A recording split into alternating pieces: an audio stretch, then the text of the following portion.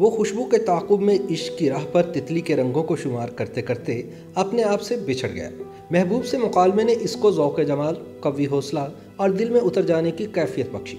وہ جدائی کا تمغہ اور بچھڑ جانے کا سوز لے کر سرزمین عشق سے کوچ کر گیا۔ اس کا عشق ذات سے نمودار ہو کر زمانے میں تبدیل ہونے لگا۔ وہ پھر وہ نہ رہا جو تھا، بلکہ وہ ہو گیا جو اسے ہونا تھا۔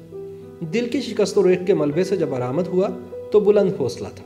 اس نے محبت کے نغمے ترک کیے، میں نہیں مانتا کی صدا لگائی، ظلمت کو ضیاء کہا، انقلاب کا مثالی چہرہ اور عوام کا محبوب شاعر بن گیا۔ تاریکی کے دیوان میں روشنی سے لکھے ہوئے اس عوامی شاعر کا نام حبیب جالب ہے۔ حبیب احمد مست میانوی کے نام سے شاعری کی دنیا میں انٹری ڈالنے والے حبیب جالب کتنے حسن پرست اور رومان پرور شاعر تھے، یہ جاننے کے لیے ان کا پہلے مجموعہ برگ آوارہ کا حوالہ کافی ہے۔ وہ صرف شعری مجموعہ ہی نہیں بلکہ ان کے داخلی جذبات کا عکس نامہ بھی ہے۔ دہلی سے کراچی اور پھر لاہور قیام کے دوران وہ اپنی جنم بھومی کی یادوں کو کریدتے رہے۔ فطرت کے حسن میں نسوانی جمال کی آمیزش کر کے بیانیے کو اتنا دلکش انداز میں لکھا جو پڑھنے اور سننے والوں کے دلوں میں اتر گیا۔ وہ محبوب جس کو غزل کے نام سے مخاطب کرتے تھے، اپنے احساس میں پرونے کو مزید کئی مختلف نام اور القابات میں ڈھالتے رہے۔ کہیں نزہت مہتاب، نازش خورشید اور جان غزل کہا تو کہیں بدن نغمگی کہہ کر یاد کیا۔ جالب کی جنم بھومی اس جنم کا حوالہ بھی ہے۔ جب آتش جوان تھا، آنکھیں خواب لیے مخمور ہوا کرتی تھی، خوابیدہ تنہائی، وصل کے لمحے مہیا تھے اور جذبات کا شیریں احساس منہ زور تھا۔ زمانے کا حسد آڑے آیا، محبت پر دولت نے شب خون مارا، ہند سے حروف پر فاتح ہوئے، عشق ہار گیا، سماج کی فتح ہوئی، لیکن اس لمحہ کمزور سے بغاوت نے جنم لیا۔ ایسی بغاوت جس نے محبوبیت کو نہ ماننے کے نعرہ مستانہ جیسی انقلابیت کے رنگ سے بدل دیا۔ جمہوریت کی آبرو اور عوام کا شاعر ہونا اس کا مقدر ٹھہرا۔ اپنے محبوب کے لیے رخصتی کے عنوان سے نظم لکھی جو ہارے ہوئے محبوب کا رزمیہ ہے۔ لکھتے ہیں، تو کلی نزہتوں نکہتوں میں پلی، چھوڑ کر شہر گل سوئے صحرا کو چلی، وہ سلگتا دیا تو سحر کی کرن، سوچتا ہوں یہی کیسے بہلے گا من، دھڑکنوں کو سکون کیسے بخشے گا دھن، لوگ تجھ کو کہیں گے نصیبوں چلی۔ جالب کے پہلے مجموعہ برگ آوارہ میں ان کی داخلی زندگی کے اوراق بکھرے پڑے ہیں۔ محبوب کی ادائیں، خدوخال، دلکشی، جاذبیت، حسن کے دیگر کرشمے اور انکہی باتوں کا تفصیلی احوال ملتا ہے۔ حبیب جالب نے محبوب کو پردے میں جہاں کئی القابات سے مخاطب کیا، وہیں کئی دیگر حسین، ذہین اور دلکش خواتین کو تخلیقی خراج بھی پیش کیا۔ کہیں ممتاز بازبان نظم تو کہیں اداکارہ نیلو کی خودکشی کو رقص زنجیر پہن کر بھی کیا جاتا ہے کو نظم کیا۔ گلوکارہ نور جہاں اور لتا منگیشکر پر خراج کے پھول برسائے تو کہیں فریدہ خانم کے ترنم کو بیان کیا۔ مثال کے طور پر یہ دو اشعار، جس کی آنکھیں غزل، ہر ادا شعر ہے، وہ میری شاعری ہے، میرا شعر ہے، وہ حسین زلف شب کا فسانہ لیے، وہ بدن نغمگی، وہ قبا شعر ہے۔ عوامی شاعر حبیب جالب 24 مارچ 1924 کو ہندوستان کے ضلع ہوشیارپور کے علاقے میانی افغانہ میں پیدا ہوئے۔ غربت و افلاس کے ماحول میں آنکھ کھولی، والد اور بڑے بھائی سے شاعری ورثے میں ملی۔ پہلا مجموعہ برگ آوارہ کی اشاعت میں چھوٹی بہن کا کردار تھا۔ اس نے ان کے بیکار کاغذ کے پرزے جمع کیے جن پر ان کی زیادہ تر شاعری لکھی ہوتی تھی۔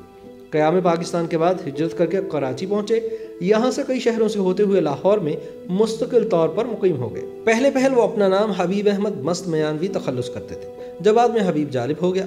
پاکستانی صحافت سے بھی علاقہ رہا، فلمی دنیا سے بھی جڑے رہے۔ ایوب خان اور یحییٰ خان کے مارشل آن آفس ہونے پر بطور متحرک سیاسی کارکن اور حساس دل رکھنے والے شاعر کے بھرپور احتجاج کیا، نتیجے میں جیلیں بھگتی۔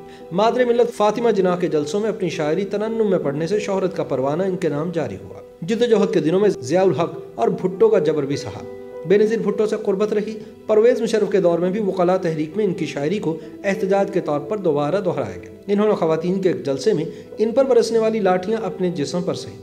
اس منظر کو معروف فوٹوگرافر اظہر جعفری نے کیمرے کی آنکھ میں محفوظ کر لیا تھا۔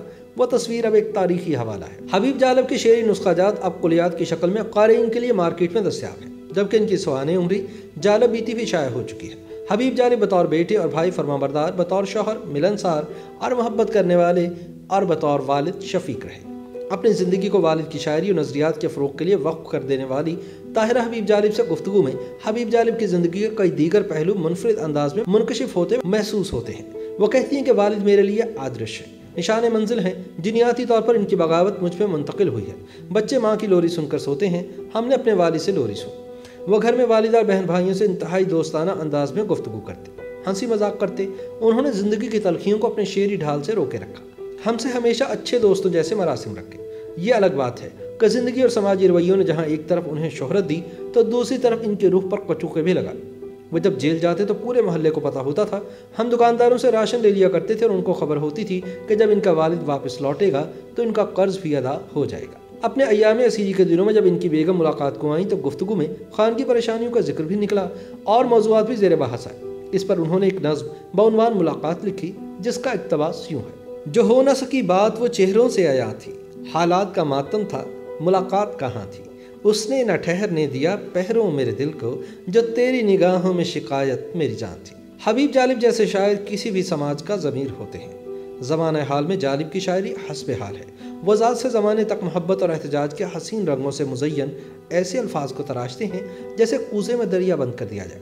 वो मुआशरे की तोड़ फोड़ से दिल गिरफ्तार भी होते हैं और आमराना ताकतों के सामने मुज़ाहमत भी करते हैं। मगर सबसे बढ़कर ये बात है कि ज़िंदगी ने जब तक इनसे वफा की, वो बंगाल और पंजाब में रह जाने वाले दिलकशी और हुस्न की यादों को सरगोशियों में दोहराते रहे। बुलंदबांग लहजे के पीछे एक मासूम शख्स था जो खुशबू के ताक़ुब में इश्क की राह पर तितली के रंगों को शुमार करते करते अपने आप से बिछड़ गया।